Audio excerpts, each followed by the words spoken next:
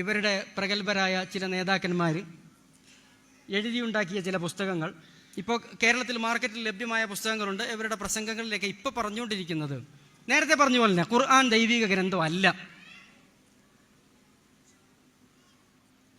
7-ാം നൂറ്റാണ്ടിൽ ജീവിച്ചിരുന്ന മുഹമ്മദ് അന്നത്തെ ഗോത്ര ജീവിതത്തിൽ ഉണ്ടായിരുന്ന കുറേ കാര്യങ്ങൾ അദ്ദേഹത്തിൻ്റെ സ്വന്തം ഭാഷയിൽ എഴുതി വെച്ചതാണ്. അദ്ദേഹത്തിന് തോന്നിയ കാര്യങ്ങൾ അദ്ദേഹത്തിൻ്റെ സ്വന്തം ഭാഷയിൽ എഴുതി വെച്ചതാണ് ഈ ഖുർആൻ. അല്ലാതെ ദൈവമായിട്ട് ഇതിന് വലിയ ബന്ധമൊന്നുമില്ല.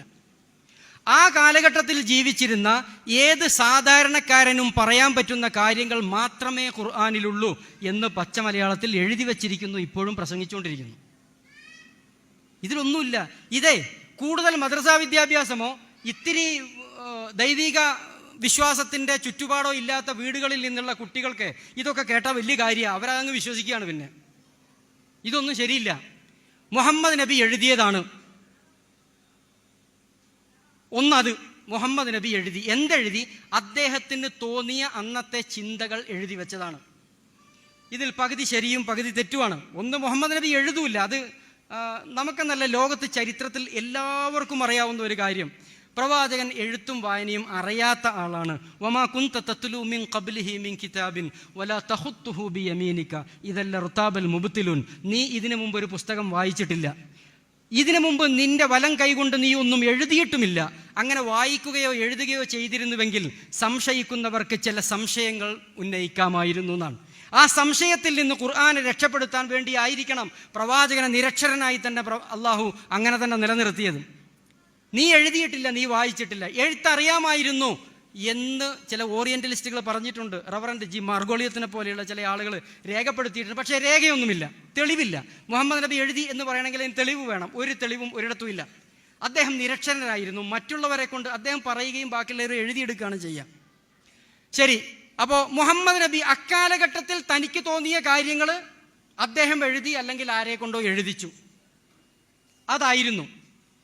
അതാണ് ഖുർആൻ. ഇത് പറയണമെങ്കിൽ ഒരു തവണ ഖുർആൻ വായിച്ച ഒരാൾ എങ്ങനെയാണിത് പറയാ?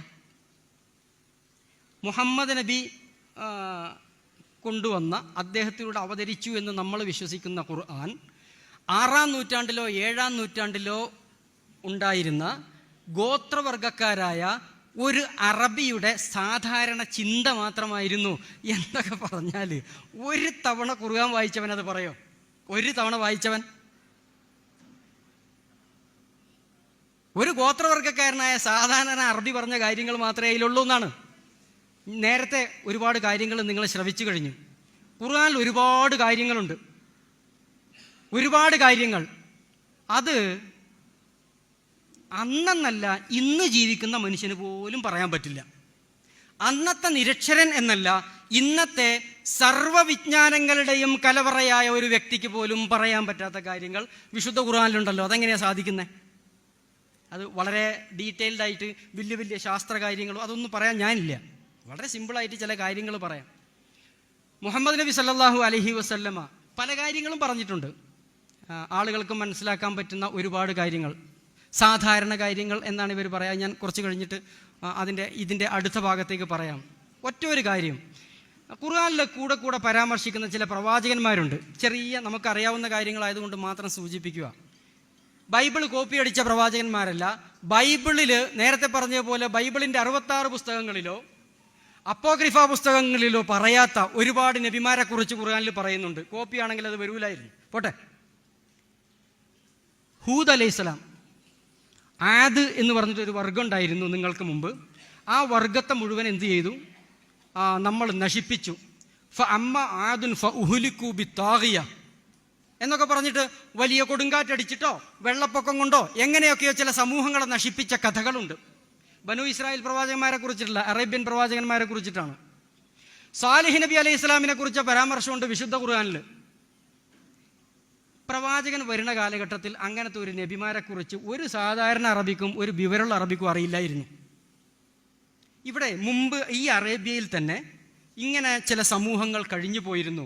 ആദ് എന്നൊക്കെ പറയുന്ന വലിയ ചില മനുഷ്യന്മാർ, ഇറമദാത്തിൽ ഇമാദ്, വലിയ വലിയ തൂണുകൾ പടുത്തുയർത്തിയ വലിയ സൗധങ്ങളും ബിൽഡിങ്ങുകളും നിർമ്മിച്ചിരുന്ന, തൻഹിതൂന മിനൽ ജിബാലി ബുയൂത്തൻ, പർവ്വതങ്ങൾ തുരന്ന് വലിയ വലിയ വീടുകളും കൊട്ടാരങ്ങളും നിർമ്മിച്ചിരുന്ന ആളുകൾ ഇവിടെ കഴിഞ്ഞു പോയിരുന്നു എന്നൊക്കെ ഖുർആൻ പഠിപ്പിക്കുന്നില്ലേ?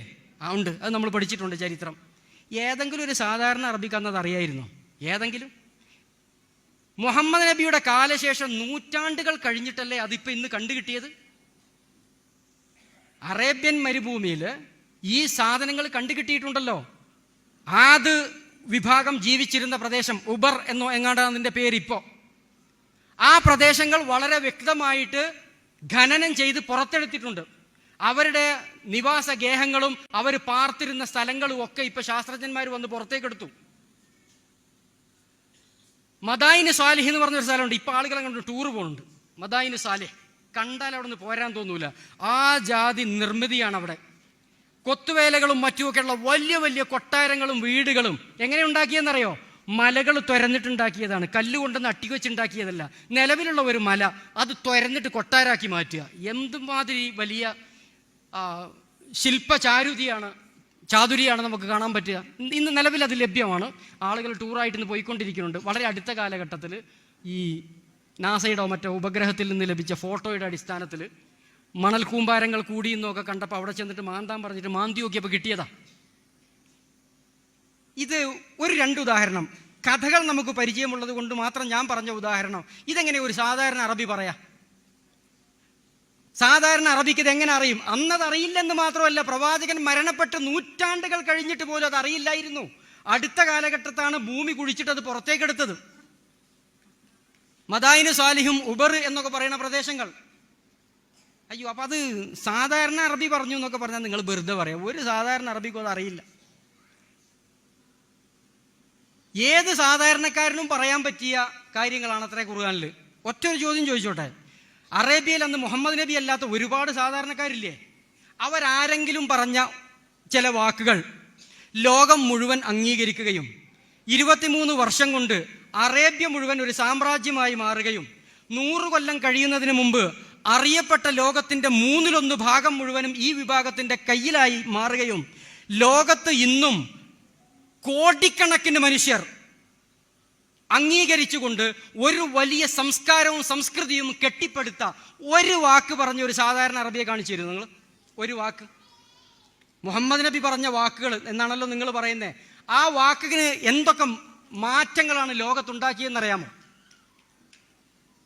സാംസ്കാരികമായി, വിദ്യാഭ്യാസപരമായി, സാമൂഹികമായി, രാഷ്ട്രീയമായി ഈ ലോകത്ത് വമ്പിച്ച പരിവർത്തനങ്ങൾ സൃഷ്ടിച്ച വാക്കുകളായിരുന്നു മുഹമ്മദ് നബി കൊണ്ടുവന്ന വാക്കുകൾ. എന്തുകൊണ്ട് അന്ന് വേറൊരു സാധാരണക്കാരനും പറഞ്ഞ വാക്കുകൾ കൊണ്ട് അങ്ങനെ ഉണ്ടായില്ല? ഏതോ ഒരു അറബിയുടെ പേര് നിങ്ങൾക്ക് പറഞ്ഞു തരാൻ പറ്റുമോ? ബുദ്ധിമാനായ അറബി, എഴുത്തും വായനയും അറിയാവുന്ന അക്കാലഘട്ടത്തിലുണ്ടായിരുന്ന ഒരു അറബി.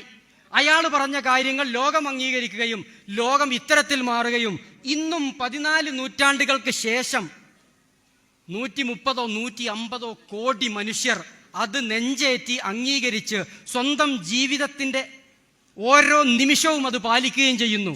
ഇത്രയും വലിയ സംസ്കൃതി സൃഷ്ടിച്ചുണ്ടാക്കിയ ഒരു വാക്ക് ലോകത്തേതോ അറബി പറഞ്ഞിട്ടുണ്ടോ? ലോകത്ത് പണ്ടത്തെ 7-ാം നൂറ്റാണ്ടിലെ അറബി പറയണ്ട, ഇന്നത്തെ ഒരു ബുദ്ധിജീവിയോട് ഞാൻ ചോദിക്കുന്നു, നിങ്ങൾക്കൊന്ന് പറയാമോ അങ്ങനത്തെ ഒരു വാക്ക്? അങ്ങനത്തെ ഒരു പുസ്തകം നിങ്ങൾക്കുണ്ടാക്കാമോ? ഖുർആന്റെ വെല്ലുവിളി അവിടെ ഉണ്ട്.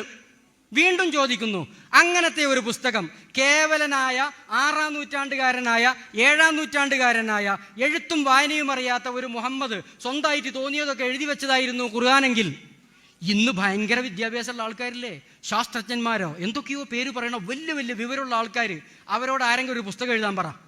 ആ പുസ്തകം എഴുതിയിട്ട് ഇങ്ങനെ ഒരു സമൂഹത്തെ സൃഷ്ടിച്ചെടുക്കാൻ പറ്റുമോ? പറ്റുമെങ്കിൽ പറയണം.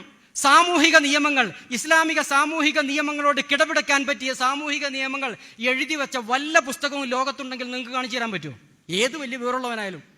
വെല്ലുവിളിയൊന്നും പറയണ്ട, ഞാൻ ചോദിക്കുകയാണ് ചുമ്മാ.